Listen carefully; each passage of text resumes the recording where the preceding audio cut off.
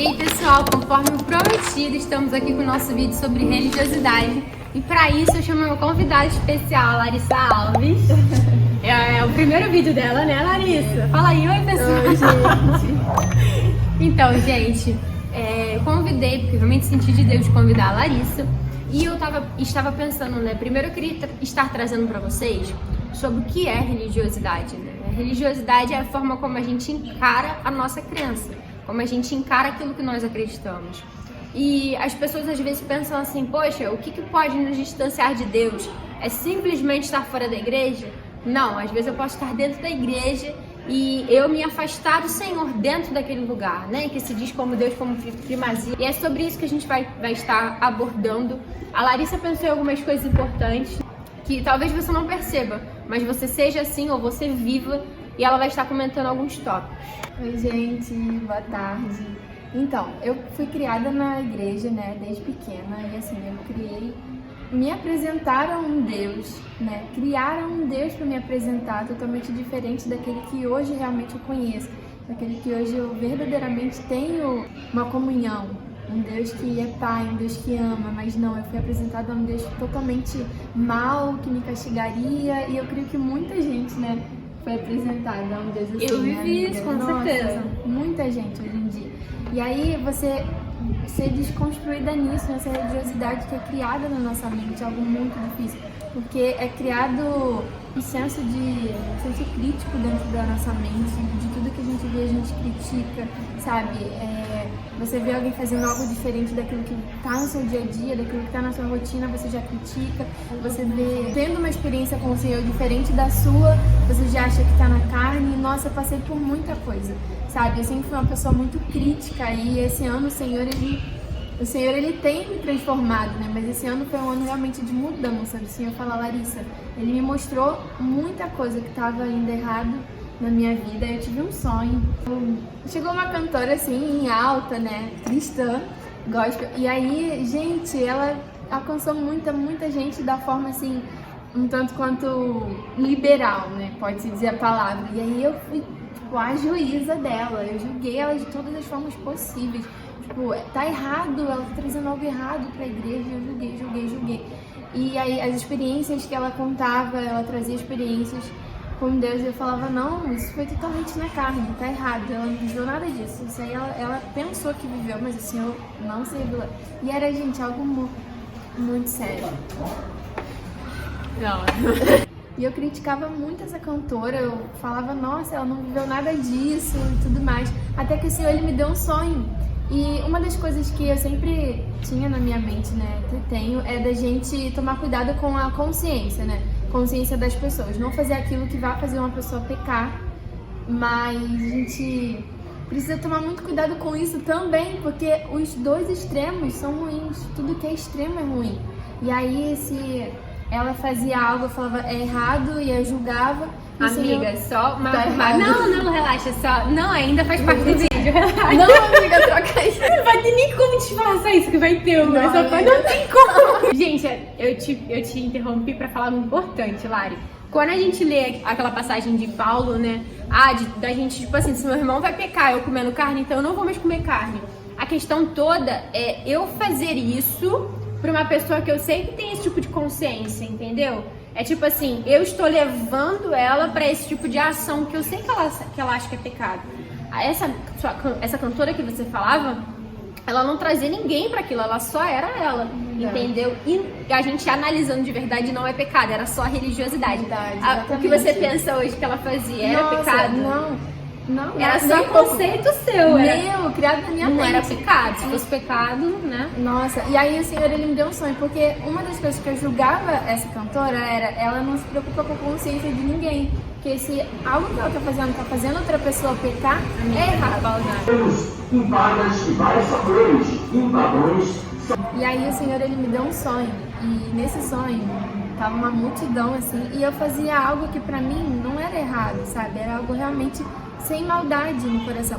E o Senhor, Ele foi e me mostrou nesse sonho toda aquela multidão vindo me tacar pedras, tipo, olha, você tá errada, isso que você tá fazendo é errado, me julgando. E eu, tipo, não é nada errado, nada disso que vocês estão pensando. E aí nisso veio a Priscila. Aí nisso veio essa cantora. E eu fiquei, gente, foi assim algo muito forte pra mim. Porque eu fiquei, nossa, esse tempo todo eu julguei ela por algo que tava em mim, sabe? E quando o Paulo ele fala, né, daquilo que se o seu irmão come, você não deve julgar. Se você não come, ele não deve te julgar, né? E aí ele fala que aquele que não come, ele chama de fraco na fé. E o que é o fraco na fé? Sabe, o Senhor, ele quer trazer a gente para um amadurecimento na presença dele. Ele quer fazer a gente crescer, ele quer que aquelas coisas fracas não nos impeçam de avançar, sabe? Ele quer elevar a gente a um novo nível na presença dele. Ele quer tirar essas coisas fracas e quer nos amadurecer verdadeiramente. Quando a gente sabe que está amadurecendo, é quando pequenas coisas não nos impedem mais. Eu lembro que uma pastora uma vez postou no Instagram dela, né? Ela falou, respondendo uma pergunta, e falaram assim, pastora, é errado ir à academia? Vai me afastar de Deus? Eu vi a mesma coisa, isso faz muito tempo. Chocante, eu vi a mesma coisa. Me marcou muito. E ela falou assim, olha, que relacionamento é esse, sabe? Tão fraco que qualquer coisa, e a academia vai te afastar do Senhor? Sabe, que relacionamento é esse hoje que parte da igreja tem, que pequenas coisas vão afastar a gente dele, sabe? O Senhor, ele quer um relacionamento fincado realmente, sabe? Na rocha. Se o Senhor, ele, em Gálatas 5:1 diz que o Senhor, ele nos libertou. Então, pra que a gente precisa voltar novamente a ser escravo, né? E aí, quando fala, nos libertou, e quando ele tá falando pra Gálatas, né? É tipo assim, era de costumes. Eram costumes, não era pecado, entende? Eram costumes como, por exemplo, essa da carne. Por que alguns ficavam com, tipo assim, você vai fazer um irmão pecar? Porque essa pessoa era idólatra. Então, quando ela comia aquela carne, ela acreditava que ela estava adorando o Deus dela, né? Então, quando ela via um cristão fazendo isso, ela se arrependeu, se converteu. Aí via um cristão fazendo isso, ficava escandalizado, mas o cristão sabia que aquele ídolo não era nada. Então, ele comia de boa, mas fala assim, pô, eu vou comer, mas ele ainda tá crescendo na fé. Entende? Uma pessoa que acabou de se converter é outra história. Agora, a pessoa que já tá na igreja há muito tempo e insiste em criticar, eu tenho algo pra dizer que foi o que o próprio Deus disse pra mim, sabe? Você não nasceu pra sentar numa cadeira de juiz. Nós não nascemos pra sentar na... Aí veio a questão de desconstruir isso em mim, né? E foi uma luta, porque a luta não era mais contra o homem, porque eu já entendi que isso estava em mim, a religiosidade. Eu já entendi que precisava ser mudado isso, mas a luta começou a ser contra a Larissa dentro de mim. E aí eu vi alguma coisa e que por mim eu não achava certo, mas no fundo eu sabia que aquilo era sim certo pra mim, né? Não era, mas era certo, tava errado na minha mente. E aí vinha logo a crítica. E aí eu ficava, eu não sou crítica, eu não sou juíza, eu vim pra reconciliar, eu vim pra, sabe, ser realmente transformada. E o Senhor, ele vem me transformando dia após dia, pra glória de Deus, amadurecendo e é isso. Meu Deus, glória a Deus. E assim, gente, umas curiosidades sobre a pessoa que a gente tá, né, fazendo perguntas. É interessante você saber. A Larissa contou a fase da vida dela em que ela era muito religiosa. Eu acredito que praticamente a maioria das pessoas que iniciam no evangelho se tornam um pouco religiosas, porque ela fica tão assustada com o que o mundo é, com o que o diabo oferece, que ela fala, eu vou isolar tudo. Mas não tem como, senão você sai do mundo. O próprio Jesus falou assim, Senhor, eu não te peço que tire eles do mundo, mas livra eles do mal. Né? Então a gente tá aqui com uma missão. Mais umas coisas que eu queria perguntar para a Larissa, até para vocês conhecerem ela melhor.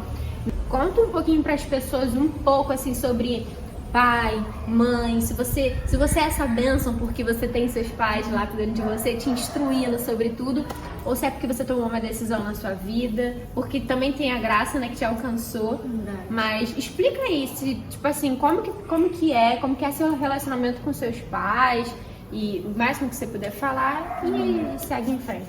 Então, eu não cresci com meus pais. Meu pai eu não conheço.